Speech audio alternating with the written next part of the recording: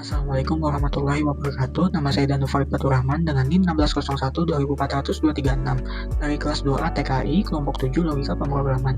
Saya di sini akan mempresentasikan tentang penerapan dan penggunaan algoritma dengan beberapa topik pembahasan, yaitu yang pertama apa itu algoritma, yang kedua itu sejarah singkat algoritma, yang ketiga tujuan dan manfaat, yang keempat jenis-jenis algoritma, yang kelima contoh penerapan dan penggunaan algoritma, yang keenam kelebihan dan kekurangan, dan yang terakhir yaitu kesimpulan.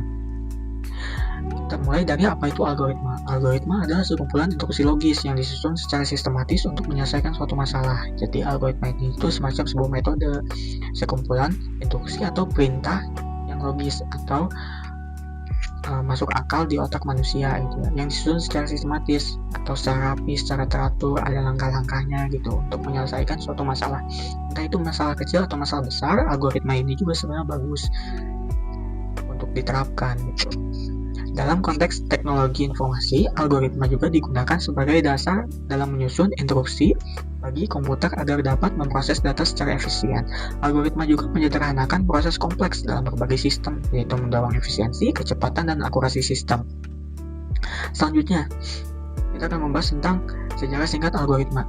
Istilah algoritma itu sendiri berasal dari nama ilmuwan Persia, yaitu Abu Ja'far Muhammad bin Ibn Musa al-Khwarizmi. Muhammad Ibn Musa al-Khwarizmi mempunyai julukan, yaitu al-Khwarizmi, karena dia berasal dari Khwarizm yang sekarang wilayah Khiva di Uzbekistan, yang dimana beliau hidup pada sekitar abad ke-8 sampai abad ke-9. Karyanya dalam bidang matematika dan aritmatika telah menjadi dasar dari sistem penulisan algoritma modern. Dalam bukunya, yaitu Alkitab Al-Muhtasar fi Hisab Al-Jabr wal Muqabalah, dia juga menjelaskan metode sistematik untuk memecahkan masalah matematika, yang pada intinya merupakan algoritma itu sendiri. Pengaruh Al-Khwarizmi sangat besar hingga seluruh dunia, sehingga kata algoritma itu sendiri berasal dari latinisasi namanya, atau nama latinnya yaitu algoritmus. Seiring berjalannya waktu, istilah ini digunakan untuk menyebut prosedur langkah-langkah logis digunakan dalam pemecahan masalah matematis dan komputasional. Selanjutnya ada tujuan dan manfaat. Tujuan dari algoritma itu sendiri yaitu memecahkan masalah secara efisien, baik itu efisien secara waktu maupun secara tenaga. Yang kedua itu meningkatkan kinerja sistem. Yang ketiga mengoptimalkan teknologi di berbagai bidang.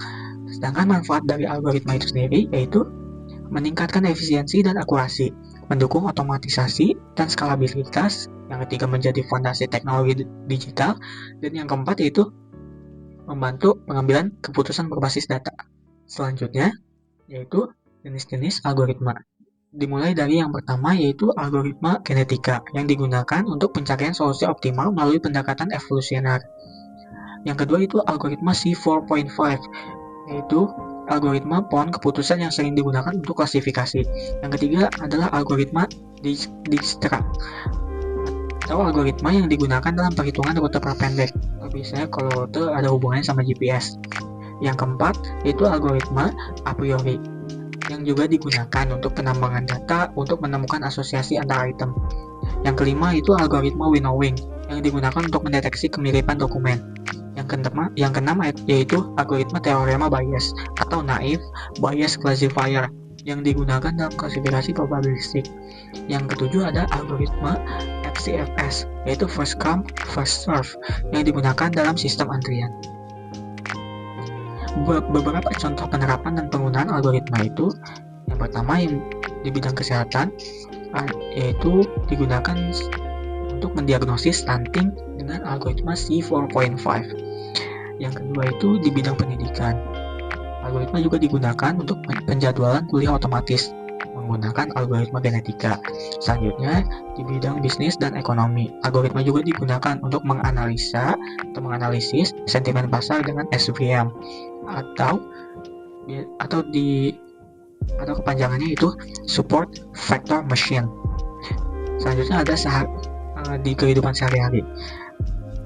Algoritma juga digunakan untuk chatbot pelayanan publik berbasis natural language processing. Jadi kalau misalkan chatbot ini itu, kalau misalkan kalian pernah konsultasi lewat digital gitu ke pelayanan atau ke pemerintahan, biasanya suka ada botnya dulu yang jawab, baru habis itu kalau misalnya pertanyaannya terlalu kompleks bisa diarahkan ke penjual lagi ke orangnya gitu. Tapi kalau misalkan secara umumnya lagi biasanya ada di e-commerce. E-commerce sekarang pakai bot semua ya. Jadi kalau misalkan kita nanya pertama kita dijawabnya sama si botnya dulu, baru habis itu kalau misalkan pertanyaan terlalu kompleks juga baru akhirnya diarahkan ke penjualnya. Itu beberapa contoh algoritma digunakan gitu secara umum atau di kehidupan sehari-hari gitu. Semoga ngerti ya. Semoga mengerti. Selanjutnya itu kelebihan dan kekurangan. Kelebihan dari algoritma itu sendiri yaitu efisiensi waktu dan tenaga. Yang kedua itu konsisten. Yang ketiga, skalabilitas, bisa digunakan dalam skala kecil maupun skala besar. Algoritma terpakai sekali. Yang keempat yaitu akurasi tinggi. Sedangkan kekurangannya itu bergantung pada data yang akhirnya dilanjutkan pada kurangnya intuisi. Jadi kalau misalkan bergantung pada datanya apa yang diinput, yang akhirnya kurangnya intuisi atau what if-nya itu misal ada skenario yang lain, mungkin algoritma ini nggak jalan gitu karena dia berpatok hanya pada satu data aja. Yang ketiga yaitu overfitting, yang keempat yaitu etika dan keamanan. Jadi etika dan keamanan ini misalnya kayak pengenalan wajah gitu selalu menjadi isu kan untuk secara etika dan keamanan. Nah itu, tapi balik lagi kalau etika dan keamanan itu ke orangnya yang membuat algoritmanya, niatnya seperti apa.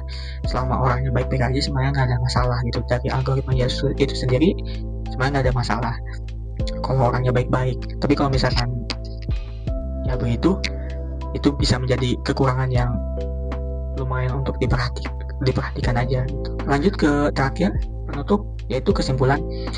Yang pertama itu algoritma meningkatkan efisiensi dan ketepatan dalam menyelesaikan berbagai permasalahan di berbagai sektor. Yang kedua, pada bidang kesehatan, algoritma juga digunakan untuk membantu mendiagnosis penyakit dan penjadwalan layanan medis. Yang ketiga, dalam pendidikan, algoritma juga mendukung proses pembelajaran dan evaluasi secara efektif. Yang keempat, di dunia bisnis, algoritma juga membantu pengambilan keputusan berbasis data, analisis pola konsumen, dan deteksi kecurangan. Yang kelima, dalam kehidupan sehari-hari, algoritma juga digunakan dalam berbagai aplikasi digital yang memudahkan aktivitas manusia. Jadi, terima kasih. Kurang lebihnya saya mohon maaf. Wassalamualaikum warahmatullahi wabarakatuh.